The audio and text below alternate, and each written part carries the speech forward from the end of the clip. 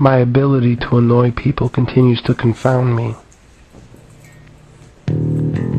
I like the website eBombs World. I've posted videos and links there and have received lukewarm to negative reception. Recently somebody posted a picture of Kurt Cobain standing in front of a sign that states, "Believe on the Lord Jesus Christ and thou shalt be saved." The person who posted the picture put in the description box for the picture the word irony followed by a question mark.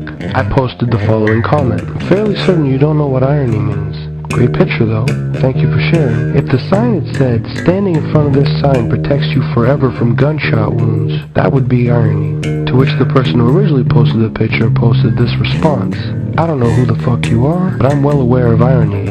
I put a question mark on it, cause spelled C-A-U-S-E. I wasn't sure if this picture would be considered irony, so stop trying to be a smartass and read next time. I can't deny that I am a smartass, but I did read it.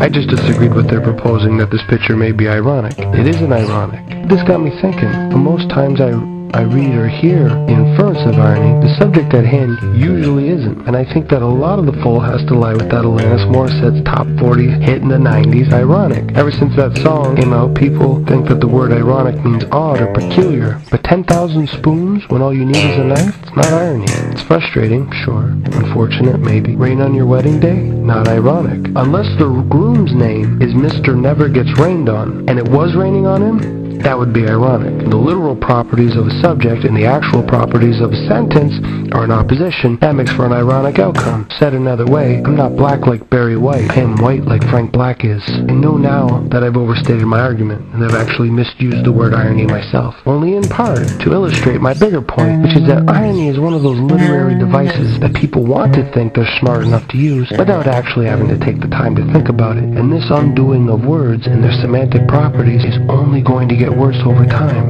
One expression that I never cared for is when politicians call each other fat cats.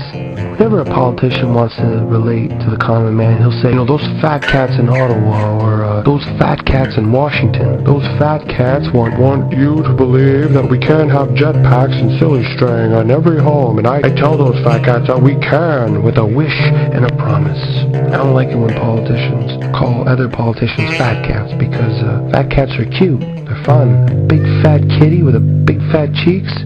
Super cute. Politicians aren't cute. Politicians are wasteful and greedy, opportunistic, reptilian predators. Politicians use a lot of expressions that I wish they wouldn't.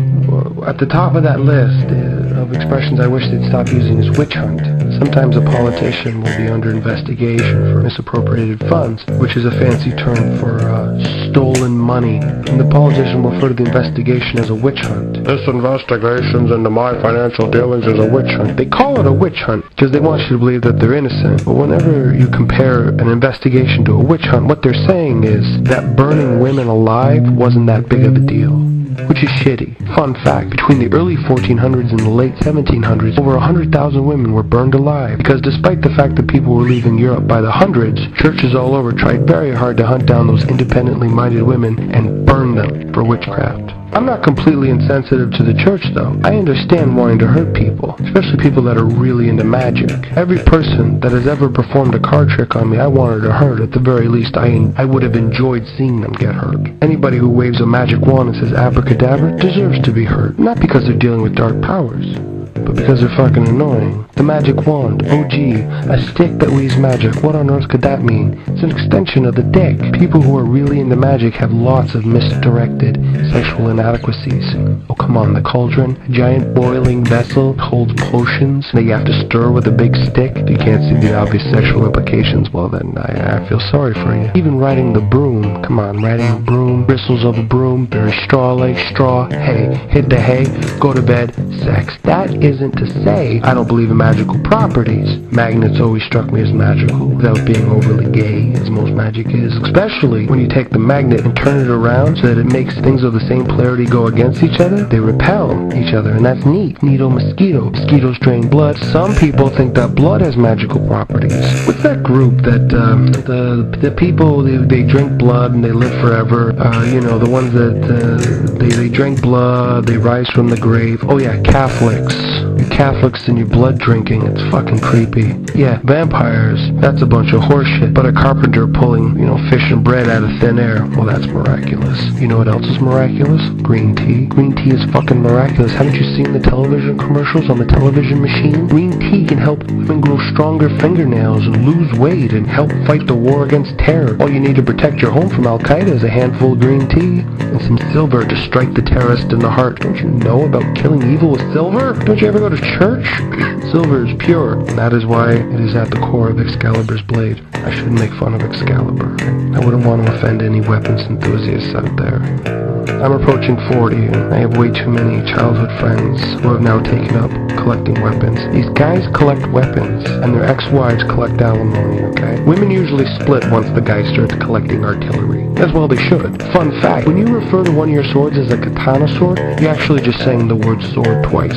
Some collectors like to believe that a katana sword is a specific type of sword with an elongated blade and a single-edged tip. No, it isn't. In Japanese, katana means sword. So when you say that you have a katana sword, you're saying you have a sword. Would you like to eat some fromage cheese? Oh, it's cold out. I better grab my chapeau hat. I'm actually going to let you weapons collectors in on the joke that the rest of humanity have at your expense. I really shouldn't be doing this, but you weapons collectors seem like nice guys, so I'm going to let you in on the laugh. When you collect weapons, you think you appear dangerous and mysterious. You don't. You just look really gay. You don't come across as a warrior poet when you have a sword in your living room. You come across as a guy who likes to have a purple helmet in his mouth. And hey, nothing wrong with that. Be as gay as you want to be. When Uma Thurman's swinging a sword around Kill Bill, she looks like a badass. When you're swinging a sword around your living room, you look like a guy who would be much happier in another guy. The only thing that could make a sword appear more phallic is if they put one of those the trailer hitch nuts on the handle. Have you seen the fake scrotums guys put on the trucks now? Does it get any fucking gayer than that? Check out my trailer hitch, yeah. I put some pink, beautiful swinging testicles on it. Yee-haw. Yee-fucking-haw. Truck nuts. Now, the naked lady silhouette mud flaps, I get, but the truck nuts? Hey man, check out my nuts. I put a plastic replica of a scrotum hanging from the tow hitch. How nice for you. I'll bet you're a big Jeff Dunham fan. Yeah, I bought me some truck nuts. I got the new Lowrie Cable Guy DVD. I'm gonna go home and watch it and get her done. That's great. Yeah. That's great, You got nuts on your truck. You got some redneck comedy. You know what you should try next? Suicide. Yeah, suicide. Get her done. They're holding us back as a species.